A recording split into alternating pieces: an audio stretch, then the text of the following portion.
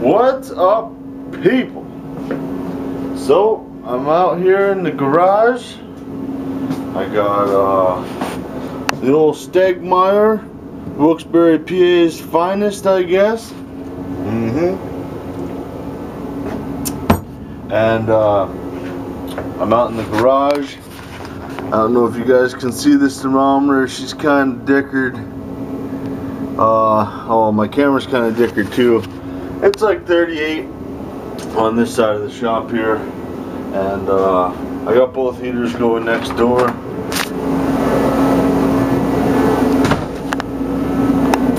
And it's 69 in here. So that's quite a significant of a difference.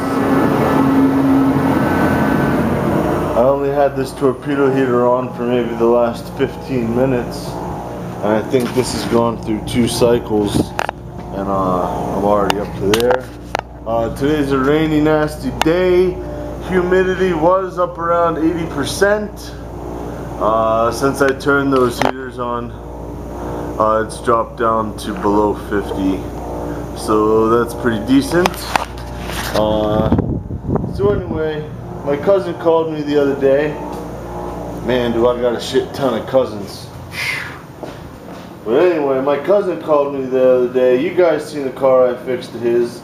That silver 05 Nissan Altima that I've already fixed twice.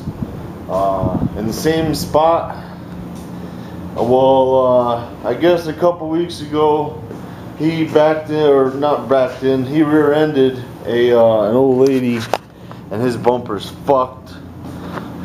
So I had to order him a new bumper cover. And yeah, these listed everywhere for $250 for one of these bumper covers, and I found a website that had them for 75 bucks. I don't know if there was an overstock item or what it was, but it's actually primered. You can tell it's primered because there's dust that I've been scuffing it with this superfine pad, and it actually creates dust. So it's not bare plastic, it's really primed. It looks like it's a quality bumper. All the holes are like perfect. The lines are perfect. I guess we'll see when we try to put her on the vehicle and try to put the grill in on these clips. But it really looks like a quality piece for me, to me. And $75, fuck yeah. So if it fits really good, that company's got my business. I can't remember the company, but if she fits good, I'll make sure I tell you guys where I got her. But anyway, lucky enough for me, I have enough paint left over from the last 2 times I fixed it to paint this whole bumper cover. So that's good. Ain't gonna cost him nothing because I already got the paint. All he's got to do is buy clear. And motherfucker better give me some beer.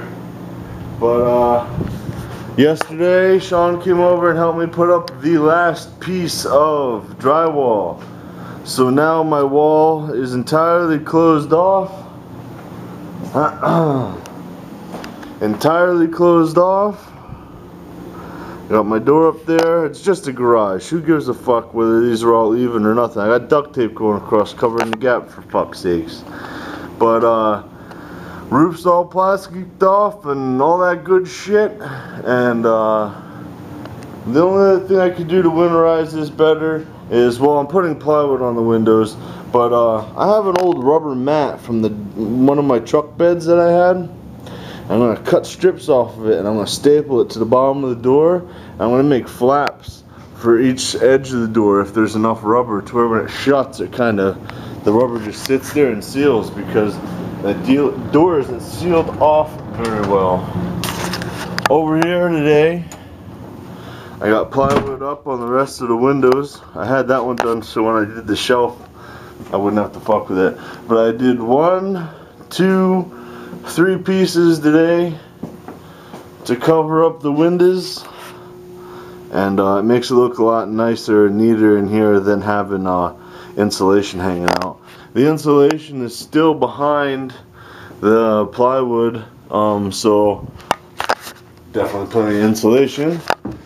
And if we go upstairs, it is now enclosed off because we put up that last piece today. I also put up the drywall over here the other day. So this is now an enclosed room. This is the quote-unquote man cave.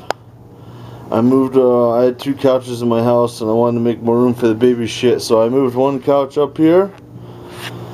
So now we can come up the stairs, come to the couch, sit the fuck down, and bullshit.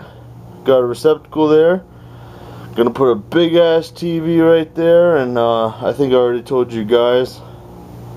I want to hook up like Nintendo 64, Sega, fucking whatever, all that good shit. PlayStation 2, all that shit. Old school games. And VCR and DVD player, so we can just chill up here. I want to put a reclining chair in that corner where these fucking bikes are. Have my TV over there, and maybe a little end table right here or something to fucking put some shit on. I'm gonna make a hatch for this door that opens this way, so it'll open up and lean against that wall, because if it opens this way, it'll be in the way of the switch. If it opens that way, it'll probably hit the TV. If it opens this way, someone will probably go ha ha and kick it shut. So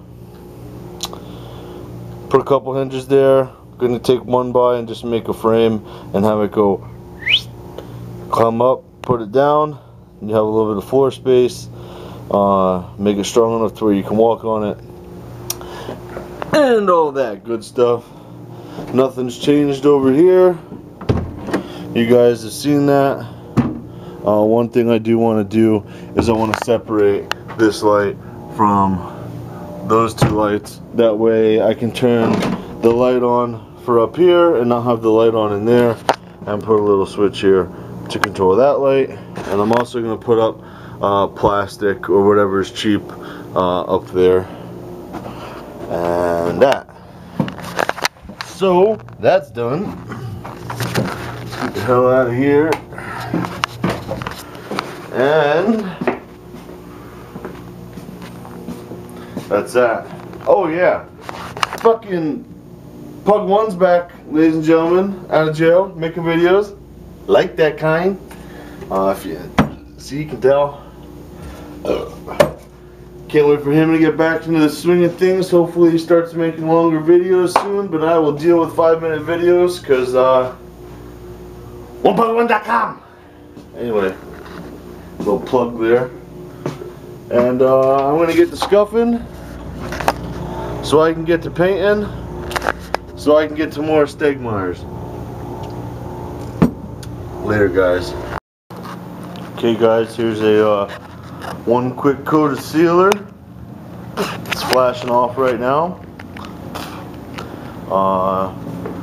Gave it a sealer so the silver would cover better over top of the black. And waiting for this to flash off. Then what I'm going to do is I'm going to tack her with a tack rag and start laying silver. Probably give it 3 coats or so to cover. Get a nice uniform consistency. Usually a nice dust, 2 wet coats, and then a control coat just to get the metallics to lay right. And then we'll be giving her probably 3 coats of clear.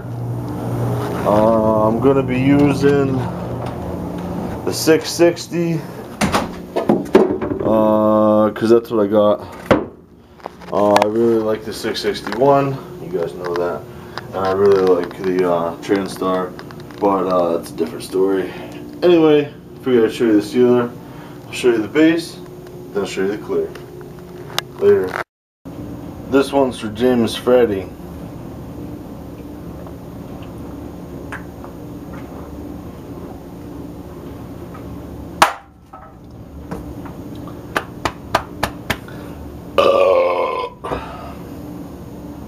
Oh yeah, she's done. Whoa, still a little cloudy, but not too bad. She came out alright. Nice and shiny. Nice and shiny. One thing with this clear, it's a speed clear. And my buddy always gets fast hardener for it. One of the reasons why I really don't like the 660 and I like the 661 better is this stuff sets up so fast. I could probably, I can just about touch it right now. And it's seriously, I sprayed my last coat heavy as fuck, dude. And I cleaned out the gun. I got the parts of the gun soaking. I talked to one of my buddies on the phone, and then I came back out here, and now I can already touch it. I haven't even had that heater on. I've only had this one running, and it's still 76. And I got the fan running, and it just keeps staying steady at 76. I gotta get out of here.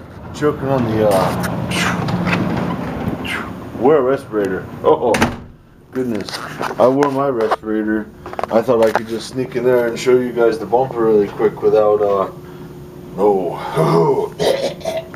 so anyway, it came out good. That clears a speed clear, so whenever I spray it, no matter what happens, it dries really fucking fast, dude. I even put reducer in the clear. I put slow reducer in the clear, and I still get orange peel. I guess that's how you can match OEM finish really easily. Use that fucking clear, and it'll just dry so fast that it matches. But she came out good. I ain't buffing that thing. Fucking hell no. I'm gonna have my cousin drop off his car probably on Saturday. I'm gonna rip his bumper off. Hopefully that bumper goes on easy as pie. Throw that bumper on. Goodbye. No buffing. There really isn't any dirt in it. Did you guys take a good look at it? I'll give you another good look. Oh yeah. There really isn't any dirt in it. Just peel. No dirt.